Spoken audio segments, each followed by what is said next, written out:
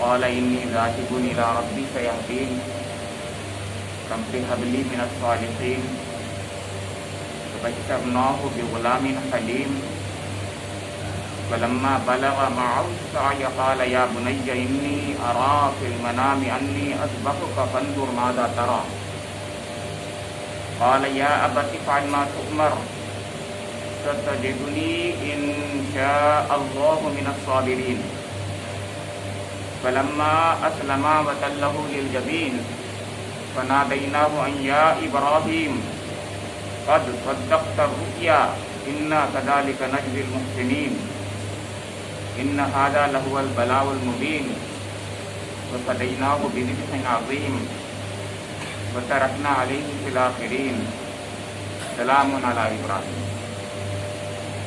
صدق اللہ مولانا العظیم۔ سورہ الصافات کی 99 تا 109 11 آیات آپ کے سامنے تلاوت کی گئی ہیں۔ ان آیات کا ترجمہ ایسے کیا گیا ہے کہ ابراہیم نے یہ کہا کہ میں اپنے رب کی طرف جاتا ہوں، وہی میری رہنمائی کرے گا۔ اے پروردگار مجھے ایک بیٹا عطا کر جو صالحین میں سے ہو۔ اس دعا کے جواب میں ہم نے اس کو ایک حلیم و بردبار لڑکے کی بشارت دی۔ وہ لڑکا جب اس کے ساتھ دوڑ دھوپ کرنے کی عمر کو پہنچ گیا تو ایک روز ابراہیم نے اس سے کہا، بیٹا میں خواب میں دیکھتا ہوں کہ میں تجھے ذبح کر رہا ہوں۔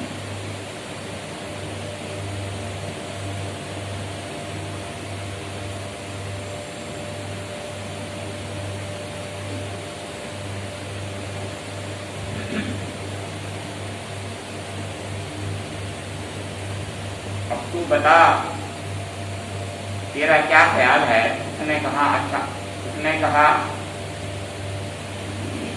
کہ ابا جان جو کچھ آپ کو حکم دیا جا رہا ہے اسے کر ڈالیے، آپ انشاءاللہ مجھے صابروں میں سے پائیں گے۔ آخر کار جب ان دونوں نے سر تسلیم خم کر دیا اور ابراہیم نے بیٹے کو ماتھے کے بل گرا دیا اور ہم نے ندا دی کہ ابراہیم تو نے خواب سچ کر دکھایا، ہم نیکی کرنے والوں کو ایسی ہی جزا دیتے ہیں۔ یقیناً یہ ایک کھلی آزمائش تھی اور ہم نے ایک بڑی قربانی فدیے میں دے کر اس بچے کو چھڑا لیا اور اس کی تعریف و توصیف ہمیشہ کے لیے بعد کی نسلوں میں چھوڑ دی۔ سلام ہے ابراہیم پر۔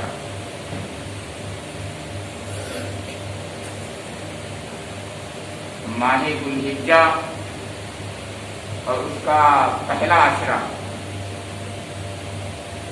جس کی بہت ہی فضیلت بیان کی گئی ہے، اس کی نسبت سے یہ آیات ہم اپنی اور آپ کی یاد دہانی کے لیے کہ یہ واقعہ،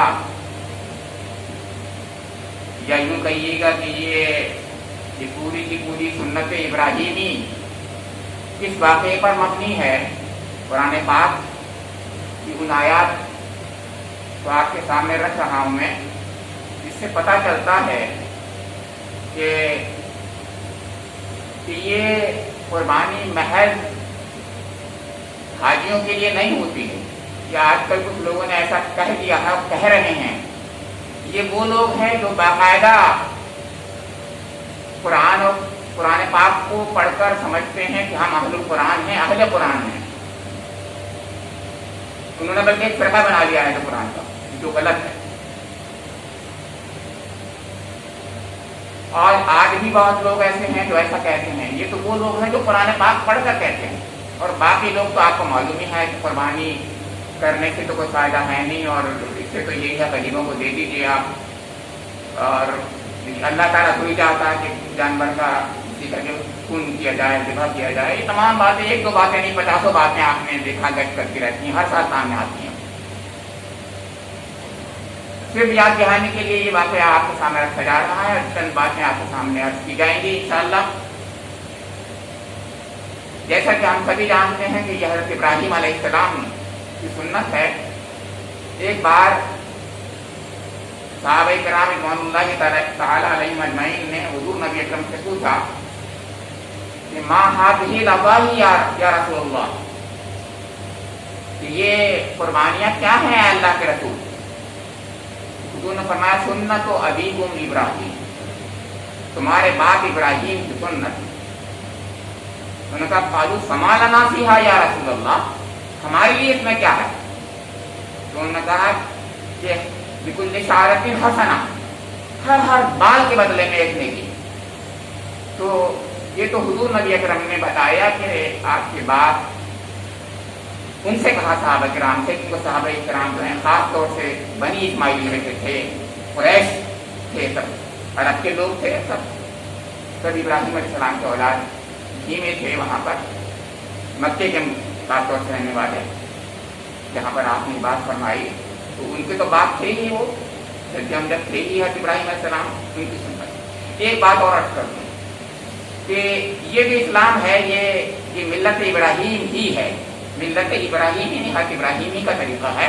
ایک بات. اور دوسری بات یہ ہے کہ اللہ نے اپنے حبیب سے یہ کہا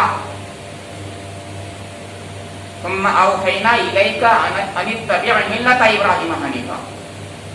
سورہ النحل کی آخری آیات میں سے آیت ہے ثم اوحینا الیک ان اتبع ملت ابراہیم حنیفا. ہم نے پھر اے نبی اکرم آپ کو یہ وحی کی کہ تم حضرت ابراہیم علیہ السلام کے طریقے کی پیروی کرو.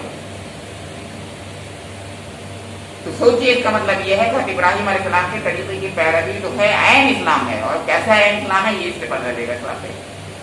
اب دیکھیے فرمایا جا رہا ہے ان آیات میں جو سورہ صافات کی آپ کے سامنے ابھی تلاوت کی گئی ہیں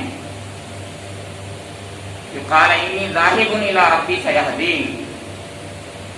حضرت ابراہیم علیہ السلام نے یہ کہا انی ذاہب الی ربی، میں اپنے رب کی طرف جا رہا ہوں، سیہدین و ان قریب مجھے راستہ دکھا دے گا. کب جا رہے ہیں وہ؟ جبکہ ان کی قوم نے ان کو آگ میں ڈال دیا، اللہ رب کریم نے ان کو بچا لیا، ٹھنڈی کر دی. جب باپ نے یہ کہا کہ ابراہیم تو نہیں مانے گا تو پھر سنسار کروا دیں گے، یہ تو پہلے انہوں نے دھمکی دی تھی. بعد میں آگ میں الاؤ میں جب ڈالا گیا تو باپ بھی ان میں پیش تھا. جب دیکھا انہوں نے کہ میری قوم تو مجھ سے یعنی مجھے چھوڑی چکی ہے، یہ میری قوم تو میری بات سننا نہیں چاہتی، میرا تو باپ تک نہیں سننا چاہتا میری بات، وہ میرا دشمن بن گیا ہے. انہوں نے تو جو ان کے ساتھ جو کچھ کیا وہ تو آپ جانتے ہیں کہ میں آپ کے لیے دعا کرتا رہوں گا. یہ ان کا کردار ہے حضرت ابراہیم علیہ السلام کا. لیکن بہرحال پوری کی پوری قوم جو ہے ان سے بیدار ہوگی. ایسے وقت میں اللہ تعالیٰ کی طرف سے یہ حکم آتا ہے نبی کو، اولو العزم انبیاء کو، کہ اب تم ہجرت کرو. تو حضرت ابراہیم علیہ السلام ہجرت کر رہے ہیں، اس وقت یہ دعا کر رہے ہیں انی ذاہب الی ربی سیہدین. اب وہ جا رہے ہیں، کہاں جائیں گے کچھ پتہ نہیں. ویسے تو معلوم ہوا کہ عراق سے وہ شام کی طرف جا رہے تھے بہرحال، لیکن بہرحال کہے گا تو یہ آدمی کہ میں تو جا رہا ہوں، مجھے نہیں پتا کہاں جاؤں گا. تو کہا کہ میں اپنے رب کی طرف جا رہا ہوں، بس میں رب کی طرف ہجرت کر رہا ہوں، رب کی راہ میں ہجرت کر رہا ہوں. سیہدین وہی میری رہنمائی فرمائے گا. اب ایسے وقت میں ضرورت پیش آتی ہے انسان کو کہ اس کے کوئی رفیق ہو، کوئی ساتھی ہو، اس کا غمگسار ہو، اس کے مشن کو پورا کرنے والا ہو. اصلی چیز مشن ہوتی ہے. خاص طور سے بڑے بڑے انقلابی لوگ جو بھی ہیں وہ بھی یہ چاہتے ہیں کہ ان کا مشن جو ہے وہ برابر ہو، اس کو چلانے والا کوئی آگے ہو. حضرت ابراہیم علیہ السلام تو کوئی اولاد نہیں. حالانکہ یہ جس وقت جا رہے ہیں اس وقت میرے خیال سے زیادہ 45 سال کی عمر ہوگی. اس لیے کہ قرآن پاک میں یہ واقعہ جب آتا ہے تو فتن کہا جاتا ہے کہ جب نوجوان ہے وہ ایسا کرتا ہے قرآن میں ایسا ذکر کیا گیا ہے. کئی سوروں میں فتن کا ذکر آیا ہے. اس کا مطلب نوجوانی ہی میں انہوں نے وہ سب کچھ کیا تھا جس کا ذکر یعنی کچھ سامنے میں جا کر وہ توڑ دیے تھے، سب کچھ کیا تھا نوجوانی کے اندر. بہرحال 40 سال کی عمر میں اللہ تعالیٰ نے تو نبوت سے سرفراز فرمایا، حجت سے سرفراز فرمایا ہو، اور 5 سال اور گزر گئے ہوں، مان لیا میں نے سب کچھ. حالانکہ وہ تو اس وقت سے اسی پہلے بھی کر رہے تھے. جیسے میں نے بتایا فتن کا ہو کہ عمر وہ نہیں ہوتی 40 سال والی، तो पतन तो 30 साल से ज़्यादा का नहीं होता, नौजवानी से कहते हैं हम लोग, आप जानते हैं। तो बहरहाल वो ज़्यादा से ज़्यादा 45 साल के होंगे जिस वक्त जा रहे हैं। जाहिर है उस वक्त तक कोई औलाद नहीं थी तो दुआ कर रहे हैं उस वक्त उन्होंने दुआ ये की है। उसके बाद फरमाया कि रब्बि हबली मिनस सालिहीन, ऐ अल्लाह, ऐ मेरे परवरदिगार, मुझे बेटा अता कर दो सालिहीन में। तो इन्होंने बेटा नहीं कहा है, जो तर्जुमा मौलाना ने कर दिया। उन्होंने कहा कि मुझे कोई सालिहीन में से मुझे कोई अता फरमा, कोई दे दे। यानी ये अदब का तकाजा था कि वो ये नहीं कह रहे हैं, क्योंकि ये उन्होंने भी कहा, जकरिया ने भी ये भी नहीं कहा रब्बि ला तज़रनी फर्दन व अंता खैरुल वारिसीन, मुझे अकेला मत छोड़, ये भी नहीं कहा उनका बेटा दे दे। उन्होंने भी कहा रब्बि ला तज़रनी फर्दन व अंता खैरुल वारिसीन, बेहतरीन वारिस तो तू है। यहाँ भी ये नहीं कह रहे हैं कि बेटा मुझे दे दिए। देखिए अदब है, ये कभी नहीं कहता नबी कि मुझे बेटा दे, इसलिए वो कहता अच्छा तो बेटे की जरूरत है, बेहतरीन वारिस तो मैं हूँ, इसलिए वो पहले कह देते हैं कि वारिस तो आप हैं। लेकिन वहाँ दिल में एक तमन्ना होती है कि कोई मिशन में मेरा साथी हो, तो ये मिशन के साथी की बात कर रहे हैं। तो अल्लाह खूब जानता है, दिल के हाल को जानता है वो। तो अल्लाह ताला फरमा फबश्शरनाहु बिग़ुलामिन हलीम, तो हमने उसको एक बुर्दबार बेटे की बशारत दी। वो तो ये कह रहे हैं कि साथी दे दे, ये कहना चाहिए, लेकिन अल्लाह ताला कह नहीं मैं बेटा दूंगा, और ऐसा वैसा नहीं दूंगा बल्कि बुर्दबार बेटा दूंगा, साबिर बेटा। बुर्दबार मतलब ये साबिर है, सादिकुल वाद कुरान में कहा है, वादे को पूरा करने वाला। साबिरन भी कहा है सूरह अंबिया में, इस्माइल और उसमें साबिरन का लफ्ज़ भी आया। तो साबिर है, सादिकुल वाद है, इस तरीके के जो हज़रत इस्माइल अलैहिस्सलाम के लक़ब है। फरमाया कि तो उन्होंने अल्लाह ताला ने हमने फबश्शरनाहु बिग़ुलामिन हलीम, तो हमने एक हलीम बुर्दबार बेटे की उनको बशारत दी। अब आप समझ रहे होंगे कि उधर उन्होंने दुआ की और ऐसे ही दुआ कबूल होगी, ऐसा नहीं हुआ है, बिल्कुल नहीं। हम लोग बिल्कुल छोटे से अकल के लोग होते हैं, ऐसी सोचा करते हैं। मैंने इसीलिए ये बात बताई थी कि 45 साल के रहे होंगे जब उन्होंने हिजरत की है, तकरीबन 45 साल के। और मालूम है जिस वक्त बेटा हुआ वो क्या उम्र थी उनकी, 86 साल की। तो 85 साल में बशारत मिली होगी, एक साल मान लीजिए मतलब माँ के पेट में रहे है कि नहीं, तो 85 साल तो 45 साल का 40 साल का अर्सा है, 45 साल प्लस 40 साल 50 साल होते हैं। 40 साल तक वेटिंग पीरियड है, 40 साल तक उन्होंने दुआ कर की होगी, और हम क्या करते हैं, मायूस हो जाते हैं। इसलिए मैंने ये बात बताई कि हम मायूस हो जाते हैं, लेकिन वो कभी मायूस नहीं होते। इसीलिए आपने याद होगा कि हज़रत ज़करिया ने बुढ़ापे में ये कहा था कि मेरे रब, मैंने दुआ करके मैं कभी मायूस नहीं हूँ आपसे दुआ करके। और फिर ये भी कह रहे हैं कि अल्लाह ने तो बिशारत दी कि अल्लाह ऐसा कैसे हो जाएगा। तो फिर अल्लाह ताला ने उनको आयत और निशानी बता दी कि 3 दिन तक तुम बात नहीं कर पाओ। सोचिए, ये अर्ज कर रहा हूँ, 40 साल दुआ करते रहे, बुढ़ापे में औलाद मिल रही है। बुढ़ापे में औलाद मिली, 86 साल की उम्र में हज़रत इस्माइल अलैहिस्सलाम पैदा हुए। अब तो ये 86 साल के हो गए। अब फरमाया फलम्मा बलगा माउस ताया काला या बुनैया इन्नी अरा फिल मनामी अन्नी अज़बहुका फंजुर माज़ा तरा। अब बताइए, अब वो बच्चा जो है 13 साल का हो गया, तो ऐसे तौरात के मुताबिक 13 साल का हो गया, अब चलने फिरने के काबिल, अब्बा के अपने हाथ साथ चलने के काबिल हो गया। दौड़ दौड़ के बच्चे जो है ऐसे वक्त में आप देखते हैं वालिद का हाथ बटाते हैं, काम करते हैं, और उनकी तो दुआ यही थी, तो उनको तो बहुत खुशी हो रही थी कि वाह सुभान अल्लाह, मेरा काम करेगा इंशाअल्लाह, ये सादतमंद बच्चा होगा। सादतमंद तो खैर थे ही, वो तो कोई बात नहीं, दो राय नहीं थी। मगर जिस तरीके से होनहार बरवा के कितने कितने बात कहते हैं, बहुत ही प्यारे बच्चे थे, बहुत अच्छी तरीके से अपने वालिद की वो बात करते थे और बात मानते थे। इससे पता चलेगा आगे कितनी बात मानते थे। अब किसी वाक़े में आज मैं बताऊंगा कैसे बात पता चलेगा कितने वालिद के साथमंद और वालिद की बात मानने वाले थे, फरमाबरदार थे, कितने थे, आगे पता चलेगा। यहाँ पर अचानक 13 साल की उम्र जब उनकी हो गई, तो हज़रत इब्राहीम अलैहिस्सलाम को आप देख रहे हैं, इन्नी अरा फिल मनामी, इन्नी राई तो फिल मनामी नहीं है, यहाँ पर इन्नी रा फिल मनामी है। राई तो आराम में फर्क यह है कि मैंने ये देखा है, राई तो में आराम में मैं ये देखता हूँ का मतलब मैं कई बार मैंने ख्वाब देखा।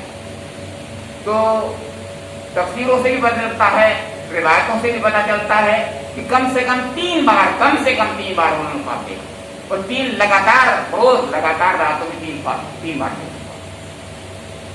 ایک بار دیکھا اور انہوں نے کہا خواب ہوگا. حالانکہ اچانک ایک دم ان کو لگا یہ کیا بات ہے، لیکن دوسری رات میں یہ دیکھا تو انہوں نے کہا نہیں یہ کیسا خواب ہے، یہ خواب ہے، کوئی ایسی بات نہیں ہے، مطلب میرے یہ افکارات نہیں ہیں پیٹ کے، بلکہ کچھ خواب ہے، حقیقت ہے کوئی. اور تیسری رات میں جب خواب دیکھا تو انہوں نے کہا یہ وہی.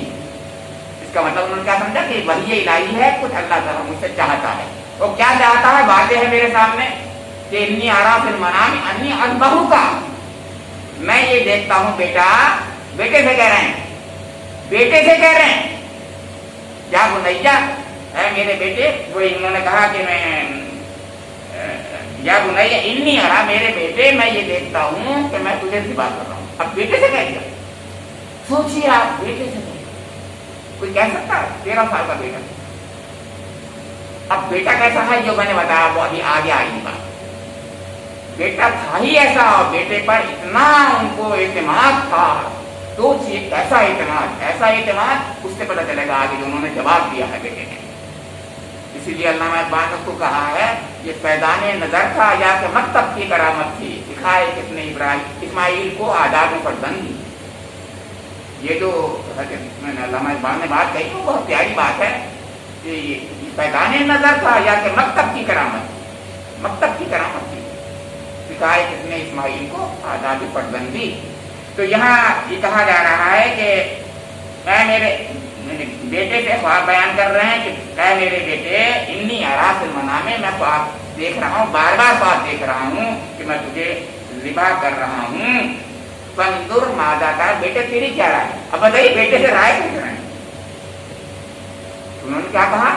قال یا ابت افعل ما تؤمر ستجدنی ان شاء اللہ من الصابرین. ابا جان کر گزریے جو آپ کو حکم دیا جا رہا ہے، بجائے کہ وہ تو کہہ رہے ہیں میں نے خواب میں دیکھا، بیٹا کہہ رہا نہیں آپ کو حکم دیا جا رہا ہے ابا جان کیجیے کام. ارے وہ ان سے ایک قدم آگے بڑھ گئے. بیٹے جو ہیں اسماعیل السلام ایک قدم آگے بڑھ کر یہ کہہ رہے ہیں کہ آپ بجان کر گزریے وہ کام جس کا حکم آپ کو دیا جا رہا ہے. یعنی وہ تو کہہ رہے ہیں میں خواب میں دیکھ رہا ہوں، خواب ہی دیکھا تھا، اس میں دہرائیں نہیں، حکم نہیں ملا تھا، حقیقت یہ حکم نہیں ملا تھا. اس لیے کہ حکم اگر ملتا اس کو پورا کرنا. اللہ تعالیٰ نے بھی کہا تھا نہیں قد صدقت الرؤیا، تو نے تو خواب کو سچ کر دکھایا، وہ تو خواب تھا، آپ نے تجھے حکم نہیں دیا تھا. اور نہ حکم اللہ تعالیٰ کبھی حکم نہیں دیتا کہ بیٹے کو کوئی انسانی جان کو قربان کیا جائے، کبھی نہیں حکم دیتا. وہ تو امتحان دے رہا تھا. تو فرمایا کہ ہاں بیٹے بتا تیری کیا رائے ہے. تو انہوں نے کہا ستجدنی انشاءاللہ من الصابرین، آپ انشاءاللہ مجھے صابروں میں پائیں گے. اتنی بڑی بات چھوٹا سا بچہ 13 سال کا بول رہا ہے. حقیقت ہے کہ ایسے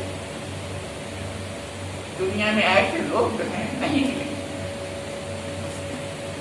یہ خلیل اللہ اور خلیل اللہ ہی ہو سکتے ہیں، اب کوئی تو یہ ان کا ہی خانوادہ ہو سکتا ہے. اسی خانوادے میں حقیقت خدا کر سکتے تھے، وہی دعا کر سکتے تھے کہ ربنا وجعلنا مسلمین لک ومن ذریتنا امة مسلمة لک وارنا مناسکنا وتب علینا انک انت التواب الرحیم. یہ دونوں دعا کر رہے ہیں، انہوں نے خانہ کعبہ بنایا. دونوں یہ لوگ ہیں حقیقت میں یہ کہ ان کی اتباع کرنی چاہیے، ان کی پیروی کرنی چاہیے، ان کی سنت کو ادا کرنا چاہیے. ہم اس پر اعتراض کرتے ہیں، سوال کرتے ہیں. سوچیے جس کے ساتھ ہو رہا ہے وہ تو یہ کہہ رہا ہے اور ہم یہ کہہ رہے ہیں.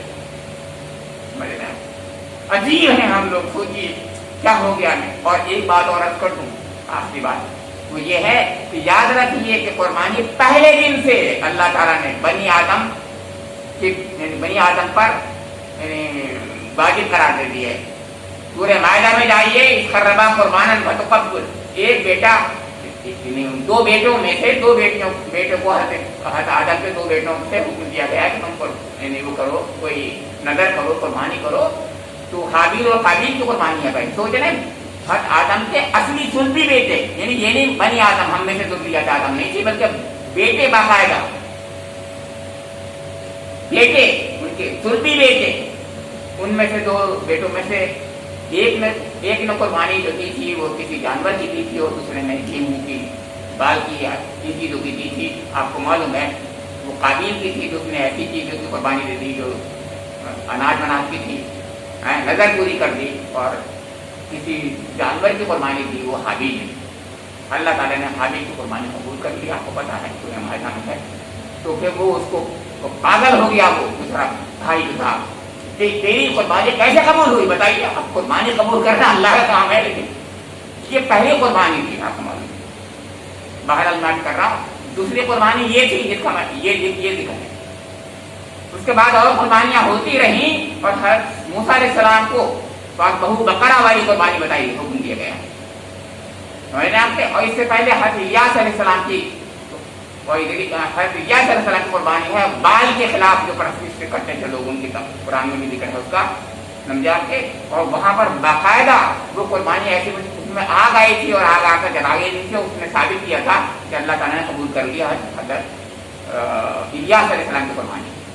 تو قربانی تو ایک مسلسل عمل ہے اللہ تعالیٰ کا, اسی لیے قرآن میں فرمایا ہے وَلِكُلِّ أُمَّةٍ جَعَلْنَا مَنْسَكًا لِيَذْكُرُوا اسْمَ اللَّهِ عَلَىٰ مَا رَزَقَهُم مِّن بَهِيمَةِ الْأَنْعَامِ. قربانی تو ہر امت پر فرض کی گئی ہے, واجب کی گئی ہے, مقرر کی گئی ہے, ہر امت پر. اس کا مطلب امت مقرر جب کی گئی ہے تو کیا صرف ان لوگوں کے لیے جو حاجی ہیں ان پر مقرر کی گئی ہے؟ یہ کہاں پتہ چلا؟ قرآن پاک تو یہ کہہ رہا ہے کہ اِنَّا أَعْطَيْنَاكَ الْكَوْثَرَ فَصَلِّ لِرَبِّكَ وَانْحَرْ. حضور کو حکم دیا جا رہا ہے کہ ہم نے آپ کو الکوثر عطا کر دیا. الکوثر کی تفسیر تو آپ جانتے ہیں, چھوٹی سی تفسیر سب لوگ جانتے ہیں کہ وہ حوض کوثر اور نہر کوثر ہے, لیکن ہم کیا اور ہماری کتاب کیا کہ حضور کے الکوثر کو سمجھیں گے. جو مقام ہے حضور کا اس کو ہم سمجھ ہی نہیں سکتے.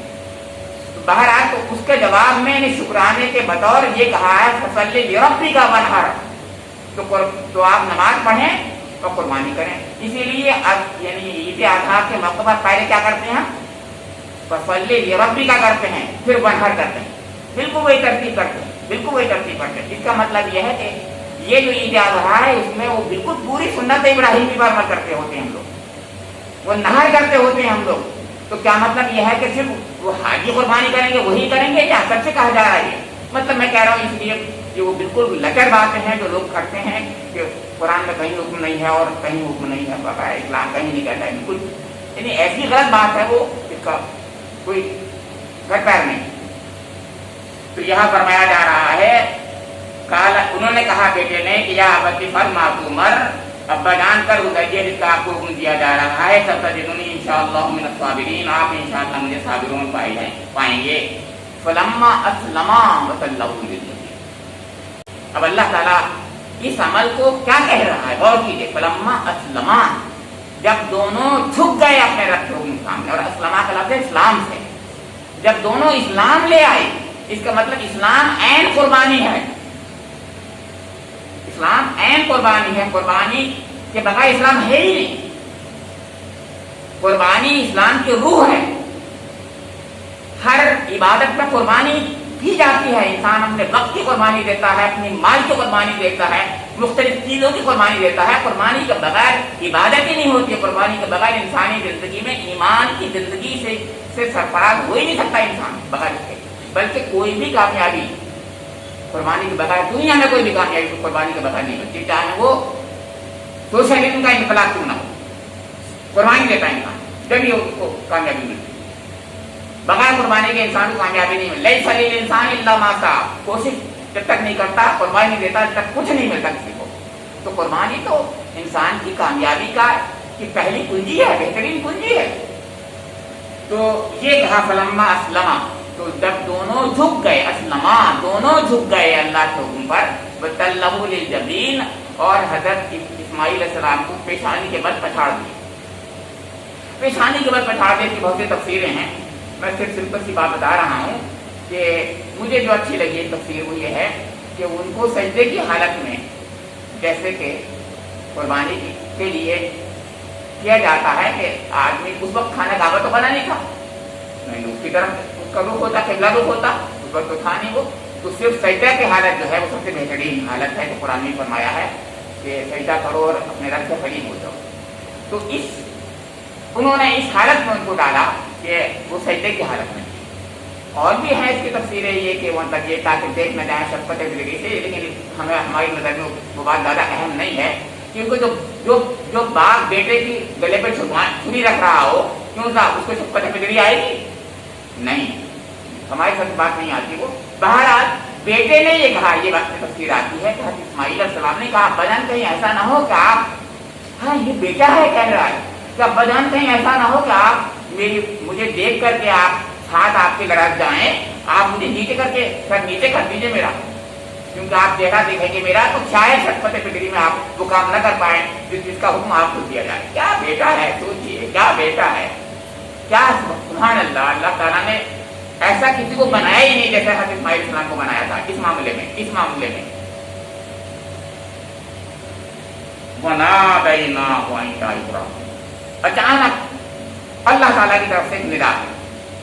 اب دیکھیے وہ تو خواب تھا، خواب کی تو کئی تعبیریں کی جا سکتی ہیں، اور صحیح بات ہے کہ تعبیر تھی اس کی، اور تعبیر یہی تھی کہ اللہ نے حکم نہیں دیا تھا، حقیقت کی ہوئی، کیونکہ اگر ایسا نہیں ہوتا تو یہ کہا جاتا۔ اس کا مطلب وہ وحی خفی بھی نہیں تھی، ایک خواب تھا، لیکن وحی جلی آ گئی۔ اب تو اللہ رب کریم پکار رہا ہے، آواز دے رہا ہے، آسمان سات و آسمان کے اوپر سے عرش عظیم سے آواز دے رہا ہے کہ ابراہیم ٹھہر جا۔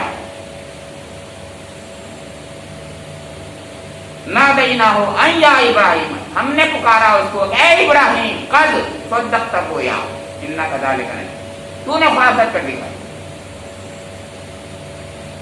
یعنی اللہ تعالیٰ پروردگار عالم ایک دم وہاں سے پکار رہا ہے۔ یہ ہے وحی کی وہ شکل سے بہتر بڑی شکل کوئی اور نہیں ہو سکتی۔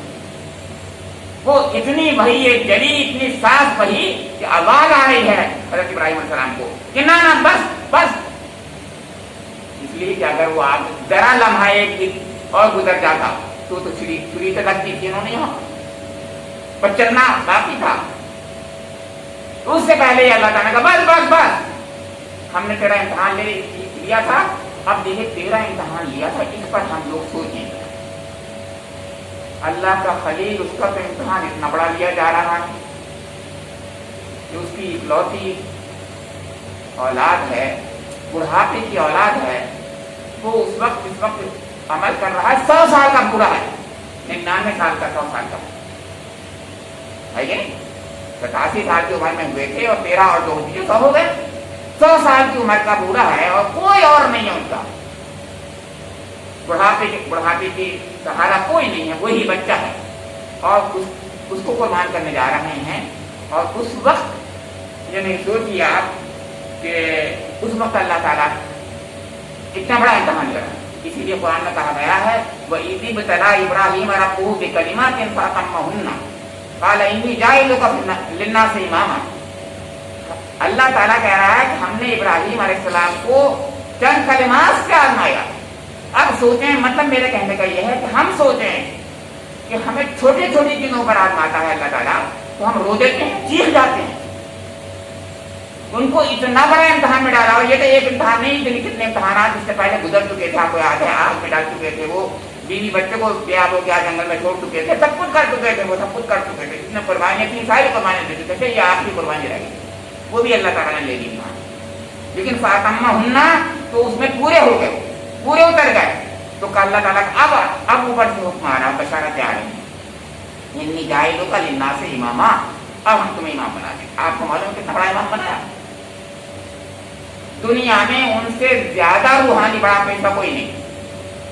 3 بڑی بڑی امتیں، جیوز، کرسچین اور مسلم، تینوں کے امام ہیں حضرت ابراہیم علیہ السلام۔ ابراہیمک ریلیجن کہلاتے ہیں سب، جیوز کے بھی یہ پیشوا ہیں، سب سے بڑے پیشوا، بلکہ ان کا تو ابراہیمک ریلیجن کا مطلب وہ تو ہیں، وہ تو کہتے ہی ہیں۔ کرسچینز کے بھی سب سے بڑے پیشوا حضرت ابراہیم علیہ السلام ہے، اور حضور کے تو جد امجد جس کا ذکر میں آ رہا ہے، یہی کہتا ہے سنت ابی تم ابراہیم، تمہارے ابی ہیں، باپ ہیں تمہارے۔ تو اس کا مطلب یہ ہے کہ ایسا مقام حضرت ابراہیم علیہ السلام کو ملا جیسا مقام کسی کو نہیں ملتا، لیکن ایسی امتحان، ایسی قربانی بھی دی انہوں نے جیسا کوئی قربانی نہیں۔ تو قربانیوں کے بقدر ہمارا مقام بنتا ہے، یہ کہنا چاہ رہا ہے، قربانیوں کے بقدر ہمارا مقام بنے گا۔ جتنی قربانی دیں گے، جیسی قربانی دیں گے، اس میں جتنے ہم کامیاب ہوں گے اتنا ہی ہمیں مقام ملے گا۔ جیسے میں نے ابھی عرض کیا تھا، پھر میں عرض کر رہا ہوں دوبارہ سے، دنیا میں جھوٹے دنیاوی انقلاب بھی قربانیوں کے بقدر آتے ہیں، چاہے وہ رشین انقلاب ہو یا فرانس کا انقلاب ہو، کہیں کا بھی انقلاب ہو، بغیر قربانی کا کوئی انقلاب نہیں آیا. بہت بڑی بڑی قربانی دی جاتی ہے جب آتا ہے انقلاب. تو قربانیوں کے بقدر انسان کو وہ ملتا ہے، مقام ملتا ہے، بدلہ مقام ملتا ہے. تو ہم یہ چاہیں کہ صاحب ہم کوئی قربانی نہ دیں، ذرا سی بھی چھوٹی سی، اور ہمیں بہت بڑا مقام ملتا ہے. ہمیں تو انہیں ہم جانور کی قربانی بھی نہ دیں اور ہم جو ہے یہ کہتے رہیں کہ نہیں اللہ تو ہمیں چاہتا ہی نہیں یہ تین چیزیں. کیوں نہیں چاہتا؟ اگر وہ نہ چاہتا تو اپنے خلیل سے نہ چاہتا. خلیل سے تو یہ چاہ رہا ہے بیٹی کو قربانی دو. کیوں صاحب؟ ہم بھی کہا، چاہے کیسے بھی کہا تو نہ اس نے.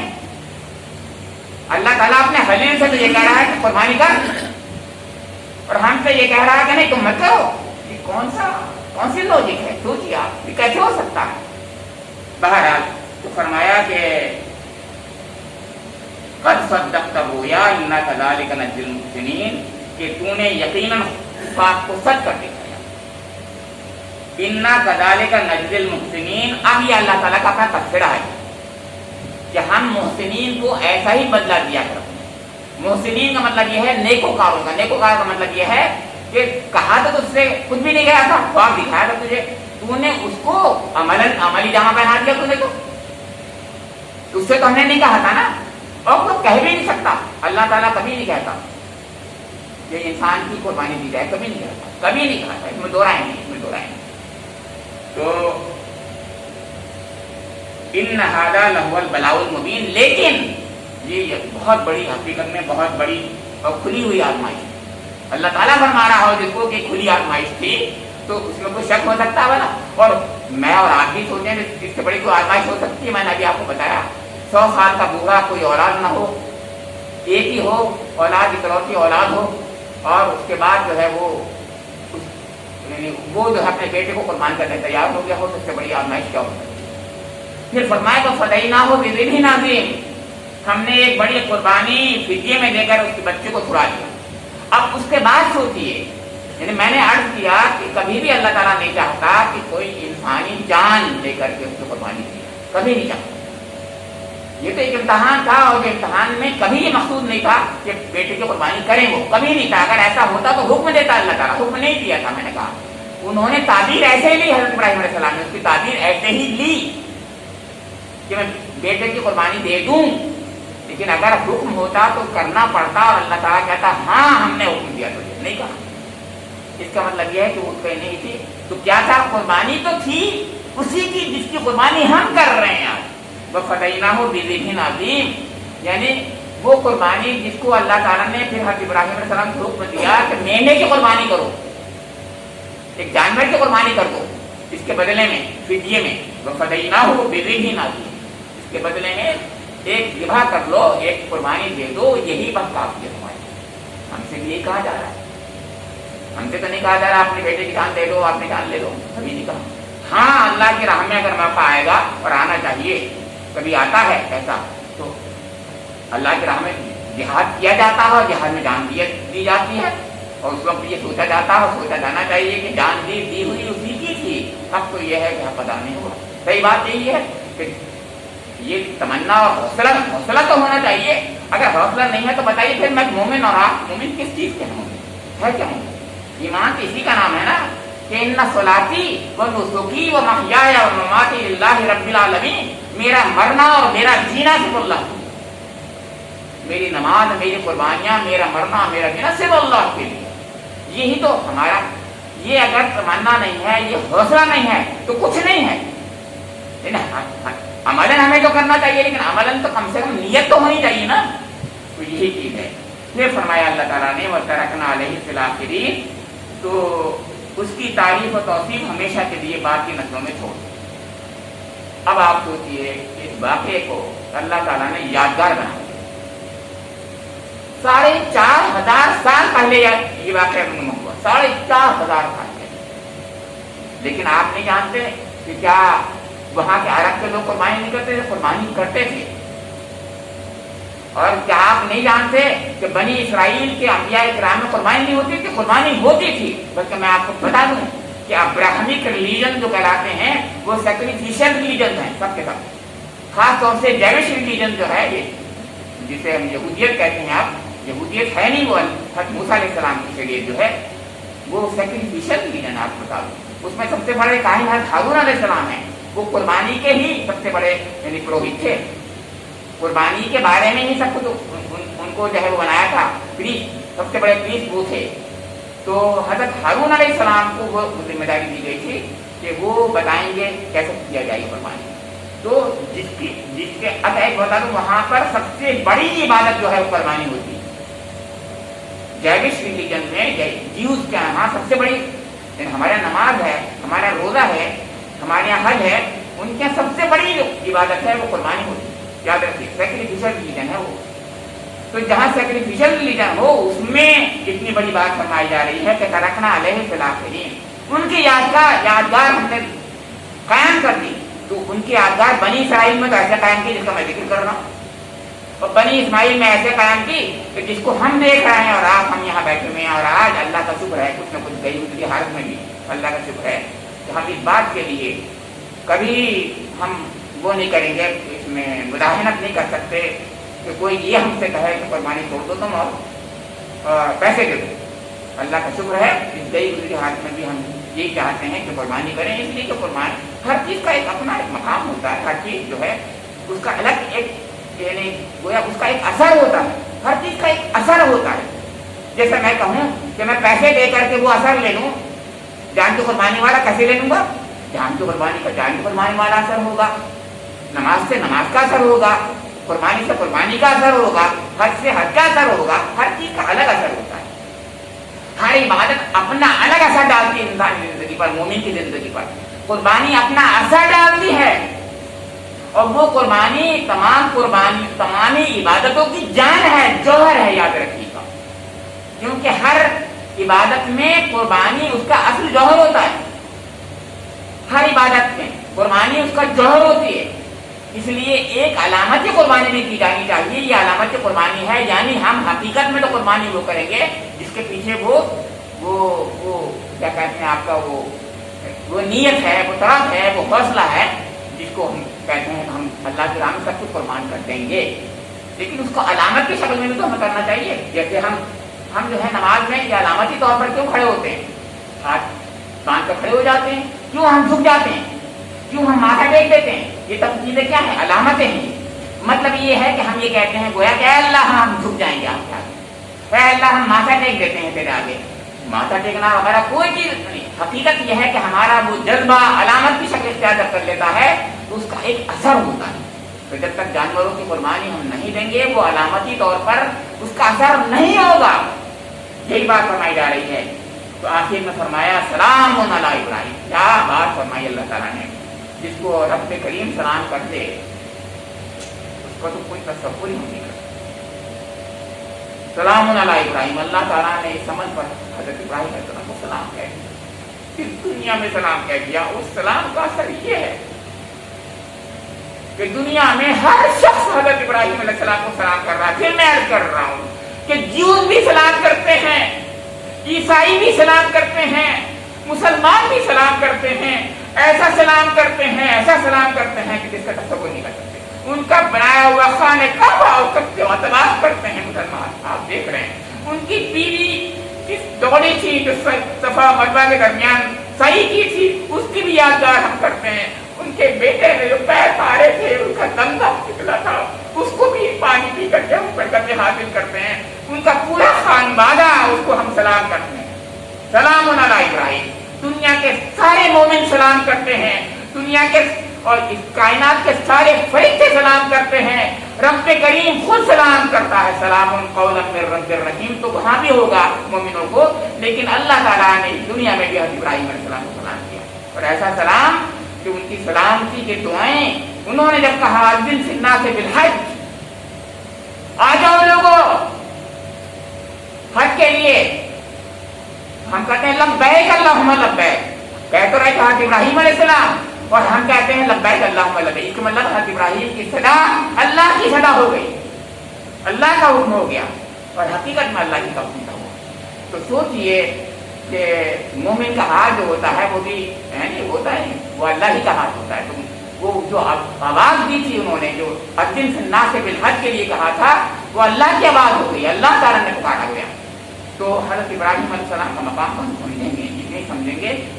بس اللہ سے یہ دعا ہے میری اور آپ کی کہ ہم لوگ ان کی سنت پر عمل کر کے کچھ نہ کچھ اس عمل کو کر کے ہم بھی اسلام میں اپنا ایک حصہ چھوٹا سا حصہ کر ایک حقیقی کا حصہ اپنا شامل کرا دیں کہ اللہم تقبل منا کما تقبلت من حبیبک محمد و خلیلک ابراہیم. یہ جو سبقی کہتے ہیں کہ جیسے آپ نے اس قربانی کو اپنے حبیب کی قربانی کو قبول کیا تھا اور اپنے خلیل کی قربانی کو قبول کیا تھا ایسے قبول کیا.